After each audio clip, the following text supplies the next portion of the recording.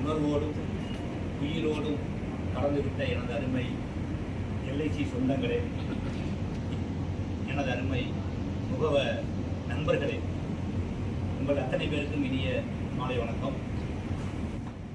எனது பணி நிறைவை முன்னிட்டு இங்கே வந்திருந்து உங்களது பொன்னான நேரத்தை ஒதுக்கி வாழ்த்தி பேசிய உங்கள் அத்தனை பேருக்கும் எனது நெஞ்சார்ந்த நன்றியை தற்கன் தெரிவிக்கிறேன். நான் என்ன சொல்ல விரும்பணும் அப்படிங்கிறத நான் பணி நிறைவு மடலாக கொடுத்துருக்கேன். முக்கியமாக இந்த மடலில் இல்லாத சில விஷயங்கள், நான் முகவர் கூட்டத்தில் பேசாத சில விஷயங்கள், இங்கே மட்டுமே பேச முடிந்த சில விஷயங்கள் நான் சொல்கிறேன். ஏன்னா இங்கே தான் அந்த எம்ப்ளாயீஸ் அப்படிங்கிறவங்க இருக்காங்க. நான் நம்ம கூட்டத்தில் அடிக்கடி சொல்கிறது உண்டு, நம்மளுடைய முகாமை தொழில் பாலிசி கொடுப்பதோடு நிறைவடைவது இல்லை. அந்த சர்வீஸ் அப்படிங்கிறது பூர்த்தியானால் மட்டும்தான் நம்ம எந்த நோக்கத்துக்காக நம்ம சேல்ஸ் அப்படிங்கிறத பண்ணமோ அது ஃபுல்ஃபில் ஆகும். அப்போ நம்மளுடைய அந்த சேல்ஸை ஃபுல்ஃபில் பண்ணக்கூடிய இடத்தில் இருப்பவர்கள் தான் நமது அலுவலக ஊழியர்கள், மேலாளர்கள். அவருடைய சிரமத்தை ஃபீல்டு போர்ஸ் புரிந்து கொள்ள வேண்டும் என்பது நான் ஒவ்வொரு கூட்டத்திலையும் நான் சொல்லுவேன். கொஞ்சம் சிந்திச்சு பாருங்க, எல்ஐசியில் மொத்தம் எத்தனை கோடி இருக்கு பாலிசி? 29.9 crore policy. இந்த பாலிசியை சர்வீஸ் பண்றதுக்கு எத்தனை எம்ப்ளாயி இருக்காங்க? டோட்டல் எம்ப்ளாயிஸே நான் சொல்றேன் 1,02,000 தான் இருக்காங்க.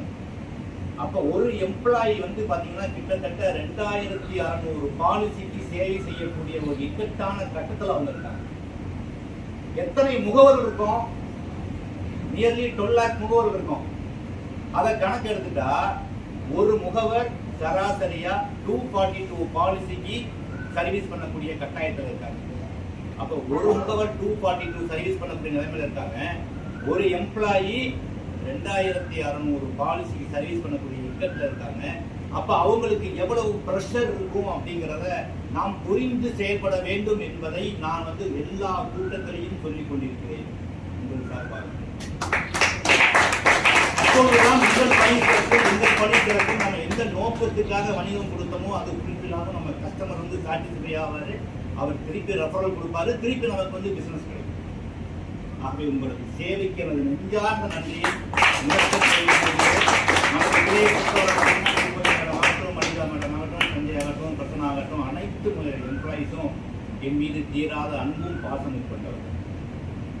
எந்த ஒரு விஷயத்துக்காக நான் போனாலும் முகம் சொலிக்காமல், நீங்க ஏன் சார் இவ்வளவு சிரமப்படுறீங்க, உங்க ஸ்டாஃப் அனுப்பிடுங்க, அடுத்த செகண்ட் நம்ம ஒரு கஸ்டமர் சொல்லி அனுப்பினாலும் கூட இம்மீடியட்டாக நமக்கு என்ன தேவையோ அதையும் செய்யக்கூடிய பணி எனக்கு இத்தனை ஆண்டுகள் செய்திருக்கீங்க. அதனாலதான் இத்தனை சிறப்பாக செய்ய முடியுது. அந்த சிறப்பான சேவை கிடைத்ததுனாலதான் என்னுடைய முகவர் மகிழ்ச்சி அடைந்து திருப்தி அடைந்து எனக்கு இவ்வளவு பெரிய மோதிரத்தை கொடுத்திருக்கேன். வாய்ப்பே இல்லை. அந்த பணியில அவங்க திருப்தி அடையலைன்னா என்ன அவங்க இவ்வளவு தூரம் என்னைய பாராட்டி ஒரு கார்பரேட் லெவல்ல என்னைய ஒரு கூட்டம் நடத்தி என்னைய பாராட்டு விழா நடத்தினாங்க. ரொம்ப நெகிழ்ச்சியா இருக்கிற நிகழ்ச்சிக்கு எல்லாருடைய டீம் ஒர்க்கு தான் காரணம். ஆகவே உங்களுக்கு நன்றி சொல்லிக்கிறேன். அப்புறம் நமக்கு வடிவேல் அவர்கள் அவருடைய பங்களிப்பை நம்ம எல்லாம் முதல்ல கைதட்டி பாராட்டி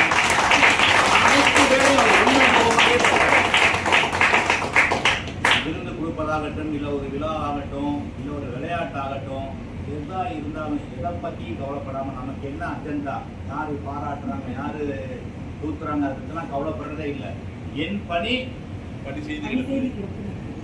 வாழ்த்துக்கள் வடிவங்களுடைய ரொம்ப பாராட்டுகள். நிகழ்ச்சி அவர் சொன்னார், சார் இது வரைக்கும் யாருமே கூட்டு வந்துருக்கீங்க, நீங்களாவது கூட்டு வருவீங்களான்னு கேட்டாரு. நீங்க சொன்னீங்கன்னா கூட்டு வர எனக்கு ஒன்றும் பயமே இல்லைங்க.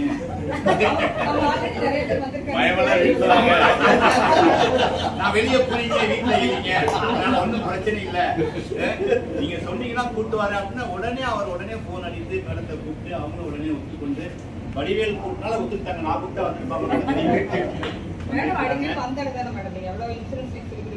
அடுத்து எனக்கு கிடைத்த சக வளர்ச்சி அதிகாரி அவர்களுக்கு நன்றி சொல்லவில்லை என்றால் நான் நன்றி மறந்தவனாக. ஏன்னா இன்னைக்கு நான் வந்து மறுஜென்மம் எடுத்து இங்கே முன்னால் நிற்கிறேன் அப்படின்னு சொன்னா அதுல அவங்களுடைய பங்களிப்பு விதவிதம். பல இக்கட்டான நேரத்துல எனக்கு ஒரு டோரோடு தேவம் இருக்கிறவங்க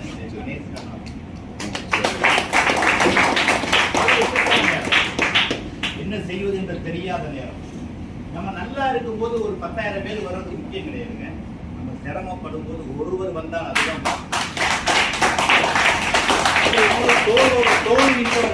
சக வளர்ச்சி அதிகாரி நண்பர்கள் கணேஷ் அண்ணா ஆகட்டும், கோபிநாத் ஆகட்டும், நௌசத் ஆகட்டும், பீமராஜ் ஆகட்டும், இப்பொழுது வந்து இருக்கின்ற இளம் ரத்தங்கள் ஸ்ரீராம் குமார் என்று பார்த்திபராஜா நேற்று ஒரு பிரம்மாண்டமான கூட்டத்தை நடத்தி காமிச்சாங்க.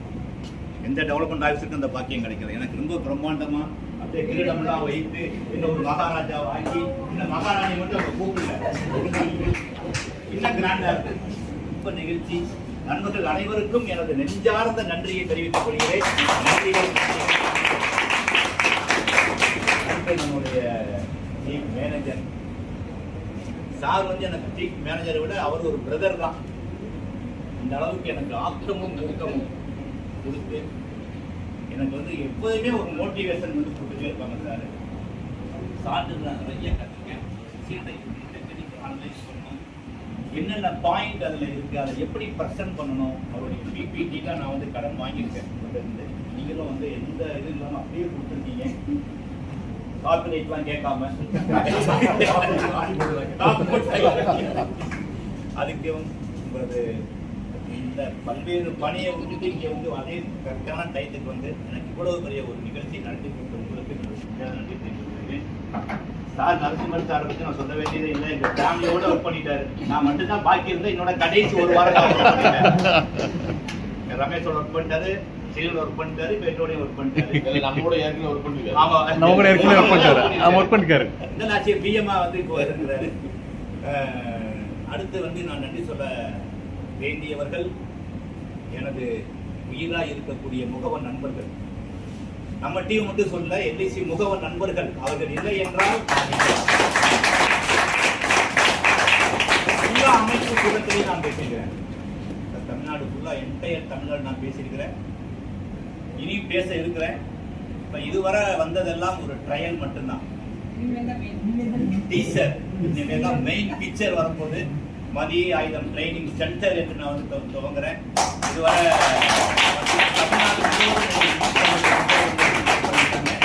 என்னன்னு நான் சொல்லவே இல்லை. என்ன பண்ண போறேன்னே தெரியாது. நான் பண்ண போறேன்னு சொன்னோன்னு ஒரு 350 பேர் வந்து எனக்கு விசிட் பண்ணியிருக்காங்க. அதனால வந்து நான் கண்டிப்பாக இதை விட அப்டேட்டாக இருந்தால் தான் நான் அந்த மாதிரி பயிற்சியெல்லாம் கொடுக்க முடியும். ஆகவே நான் இன்னும் உத்வேகத்துடன் இருப்பேன். அதுக்கு உங்களது ஆதரவு ஒத்துழைப்பு இருந்தால் மட்டும்தான் இப்போ சாத்தியம். அன்லஸ் அதர்வைஸ் நீங்கள் கோஆப்ரேட் பண்ணலைன்னா கண்டிப்பாக நடக்காது. இன்னும் ஒருத்தரை விட்டுட்டேன். சார் யங்ஸ்டர் ஏபிஎம்எஸ்னுடைய பையன் வயசு அவர் உரிமையாக நான் வந்து பையன் வயசில் வாடப்படான்னு கூட கூப்பிடலாம். இப்போ கூப்பிடலாம். ஏன்னா முதல்ல பையன் வைக்கலாம் கூப்பிட முடியும். அந்த அளவுக்கு என் பையன் வயசு ரொம்ப யங்ஸ்டராக இருந்தாலுமே இன்னும் கற்றுக்கொள்ள வேண்டும் என்ற ஆர்வமுடைய ஒரு ஏபிஎம்எஸ் நம்ம கிடைச்சிருக்கிறது. இந்த 2ஆம் நேரத்தில் முத்துலாம் அங்கேயே உட்காந்துட்டார். முத்து எப்பயும் பேசுவார், இங்கே போய் உட்காந்துட்டாரு. முத்துவோட நட்பு, எல்லாருடைய நட்பு எனக்கு 2 நாள் வாழ்நாளில் மறக்கவே முடியாது. என்னுடைய இக்கட்டான நேரத்தில் உங்களது கூட்டு பிரார்த்தனை தான் என்னை வந்து நிப்பாடி இருக்குது. எல்லா கஷ்டத்திலும் என்னோட தோல் தோல் நின்ற எனது மனைவி பிரேமலதா அவர்களுக்கும் இந்த நேரத்தில் மனித குலத்தோட அடையாளம் அந்த 3 மந்திரம் அது என்னன்னு கேட்டால் நன்றி நன்றி நன்றி.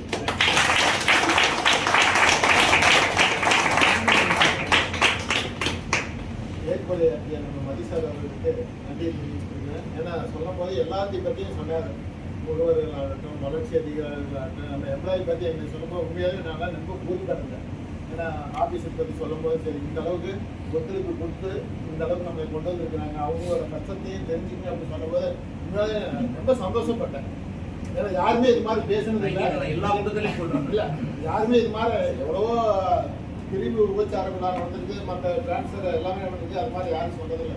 அன்றைக்கி சார் சொன்னபோது உண்மையாக எனக்கு ரொம்ப சந்தோஷப்பட்டேன். உட்கார்ந்த இடத்துலையும் ரொம்ப சந்தோஷப்பட்டேன். பரவாயில்ல தெரிஞ்சு அது மாதிரி பேசியிருக்கிறார் அப்படிங்கும்போது ரொம்ப சந்தோஷம். அதே மாதிரி மேடம் கூப்பிடும் போது சொன்னேன், சார் எல்லாருமே சிங்கிளாக வந்துருக்கிறாங்க, மேடத்தையும் கூட்டிகிட்டு வாங்க, அவங்களையும் நம்ம கௌரவிப்போம் அப்படின்னு சொல்லும்போது, இல்லை நான் கூட்டிகிட்டு வந்தேன், கூட்டிகிட்டு வாங்க அப்படின்னா, இல்லை நான் கூப்பிட்டா வருவாங்களான்னு தெரியாது, நீங்களே ஒரு கால் பண்ணிடுங்க அப்படின்னாங்க. சரி கொடுங்க, நானே பேசினேன், சொன்னேன். மேடம் வந்ததுக்கு அவங்களுக்கு நன்றியை தெரிவித்து சொல்கிறேன். அடுத்தது நான் மேடத்தை வந்து ஏற்புரையான்னு சொன்னேன். இல்லைங்க, நான் எல்லாத்துக்கும் இத்தனை பேர் வந்திருக்கிறாங்க, நான் நன்றி உரையாற்றுகிறேன்னாங்க. அதனால் அந்த நன்றி உரையை வந்து மேடம்